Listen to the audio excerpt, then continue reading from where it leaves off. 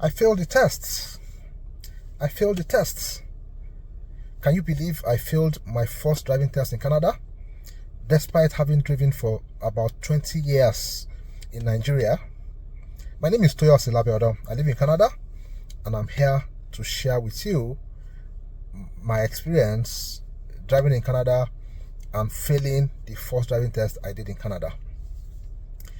So when I came to Canada some years back, I was able to use my driver's license to drive for 3 months or thereabouts. I landed in Canada in July, and I remember that I was told that I can use my driver's license to drive for like 3 months. So I bought a car the week I landed, and I was driving, with the hope to do the exam before the 3 months lapse.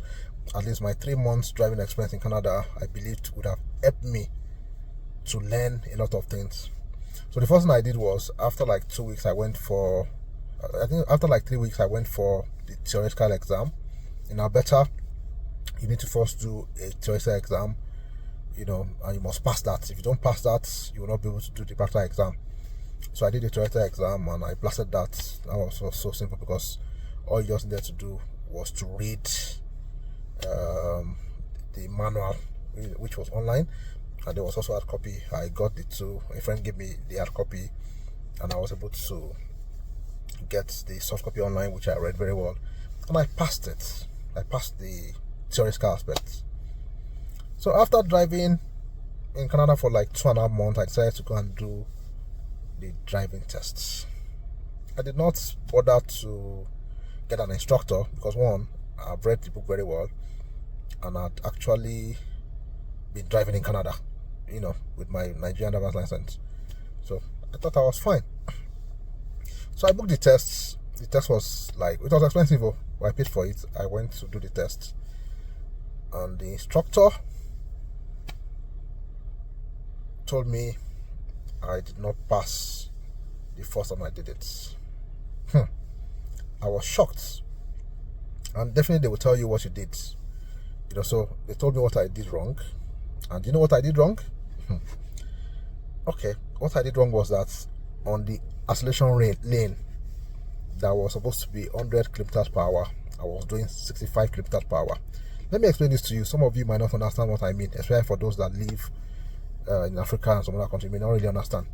Now, when you are entering the express, there's a lane before the express that leads onto the express. That's what we call the acceleration lane. On that lane, you are expected to run and be at the speed of the express on that lane. That's why it's called acceleration lane.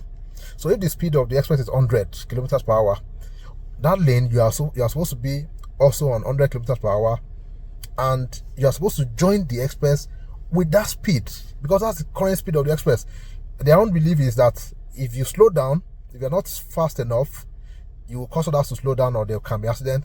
But if you are running at the same speed as the express, you'll be able to merge easily. That's how it works. But me, I came from Nigeria. I've driven in Nigeria for more than 20 years. If you try to run into the express like that without looking left or right, what will happen? If you live in Lagos, I'm sure you will find yourself as Igbobi. I was just too sure of that. So that mentality, that thought was in my head that how can I run into the express at 100 kilometers per hour? You have to look right. You have to be sure that the driver on the express is waiting for you, has waited for you, or has moved away from that lane for you. So instead of me running at 100 kilometers per hour to join the express, I started with a good speed. But when I almost got to the express, I slowed down because I was like, I can't just jump it right into the express at 100 kilometers per hour. No, it's never done in Nigeria. You have to beg for a road, ask them, please, in fact, you have to stop. If it's Nigeria, you might have to stop and look right, look left, look right, be sure that no car is coming or they are waiting for you. But in Canada, it's the opposite. It's just totally opposite. If you are running into the express, I can tell you that 99% of the other drivers will move away from that lane for you. They will move away for you to enter. They will allow you to merge.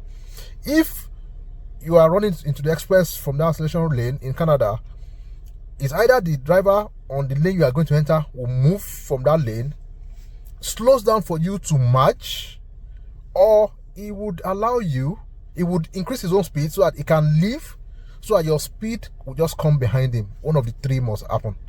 Is that the driver leaves the lane for you, moves to the other lane. If he doesn't move to the other lane, he would observe you. Maybe he will slow down so that as you are merging, you can merge in with that speed, or he can accelerate faster than you are, so that as you are coming to that lane, you are merging with that speed, and there will not be any issue at all. I never had that experience. I was scared because my Nigerian experience was what I was working with. That run into the express at 100 kilometers per hour. I can't do it. So I did 65. That was the only reason why they failed me. It pained me a lot because one, I had to pay for the test again. Apart from that, I just said, okay, let me just go and pay for some hours of driving school. I went to driving school for 5 hours. I did extra 5 hours for them to just, tutor me about one or two other things. Practical exams. I wanted to practicalize those things myself. Let them tell me those other things that could make me fail the exam, because I just didn't want to keep paying for the exam and or doing the exam multiple times and all that. It doesn't make sense. It's a waste of resources and all that. So I went back to school. I did 5 hours training, and I went back to do the exam, and I finally passed. So what am I trying to say?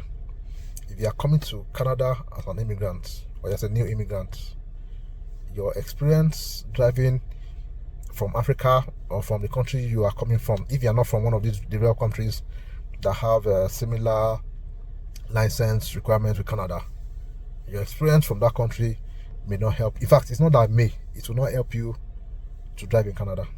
The rules are different. Here, Canada is a country of rules. There are so many rules here that you must follow, or so many signs that you must learn and know. Without you knowing all those signs, you will not pass. In fact, one of the things I was told to do, which they ask many people to do, is parallel parking and all that. I'm sure many people may not even understand what it means. Where the driver actually the instructor took me to a place where there were two cars, and he told me to park in between them, and you have to park well without climbing the curb and all that. In Nigeria, nobody does all that. It's not anybody's business. I don't know if they've changed now, but then, it wasn't a big deal. So the fact that you have driven for 20 years or more in your home country does not mean that you pass the test here in Canada. No, you still need to read. You need to understand how theirs is done, and you need to follow their rules and do it the way they do theirs. Learn all the signs, all the symbols, how to park, a lot, so many things I just need to learn. So this is more for those that want to come to Canada as new immigrants. You want to settle down in Canada, and you're planning to get your driver's license. Be prepared. Don't just think that once you come here, you just go and do the test and you pass. You need to read. You need to understand how it's done here. And I'm sure if you follow all those protocols, you read and follow all the things that you have read, you will pass the exam. The exam is not cheap. It's not cheap. It's a lot of funds. It's a lot of money. You have to pay for. It's a lot of money anyway. So that's just it. So you don't want to just be wasting money paying for numerous exams. Where's the money? Even if you have the money, you can use that money to do other things. So I've passed the exam. Now I drive around very well. I understand it very well. So it's no more a concern. But I don't want you to have the same issue. That's why I feel I should tell you my own experience. This is my personal experience. My own personal experience. Not what is what I passed through myself, what I experienced myself. So take notes. Get yourself prepared. Prepare your mind that you need to read. When I was back home in Nigeria, there were so many signs that I don't even know about. But while I was here, I had to learn them, because it's one of the things they will test you for is you following those signs. Yeah, and if you fail that, you're just wasting your money all the time. So read the book that you should read, understand all those signs and all the rules that guys driving here, and be confident in yourself. And as a Nigerian, as I would say, pray that you get a good instructor so that your instructor can pass you, or maybe you waive one or two little things that you do that may be wrong, but at least just make sure you read and you're prepared to go for the test, so that you just do the test once and for all, pass the test and you won't have to repeat it. So if you want more of this kind of stories, follow us. Follow for more. You would always get so much from us. See you guys.